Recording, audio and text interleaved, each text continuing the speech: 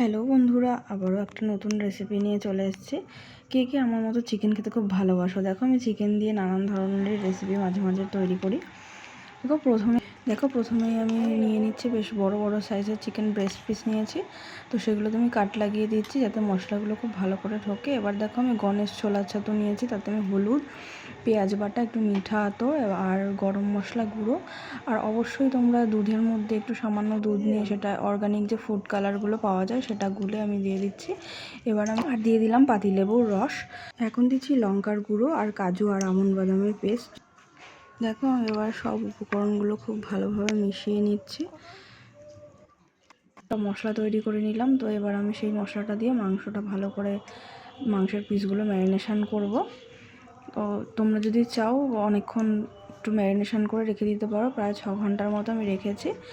তো এবার দেখো, আমি কড়াইতে তেল নিয়ে আমি সেটা ডিপ ফ্রাই করে নিচ্ছি সব মাংসের পিসগুলো।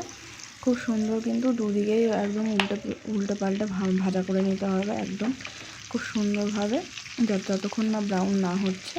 তো দেখো, আমি ভেজে নিয়েছি, এবার আমি এটা তুলে নেব। তো তোমরা যদি আমার পেজে অবশ্যই, যারা নতুন ফ্রেন্ডরা রয়েছে, অবশ্যই আমার পেজটা ফলো করো আর লাইক কমেন্ট শেয়ার করতে কিন্তু ভুলো না।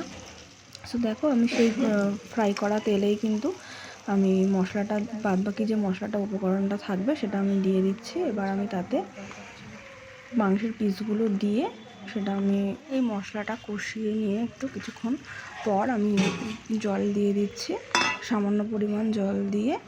এবার আমি এটাকে একটু ঢাকা দিয়ে কিছুক্ষণের জন্য কুক হতে দেবো, যাতে মাংসগুলো একটু নরম হয়।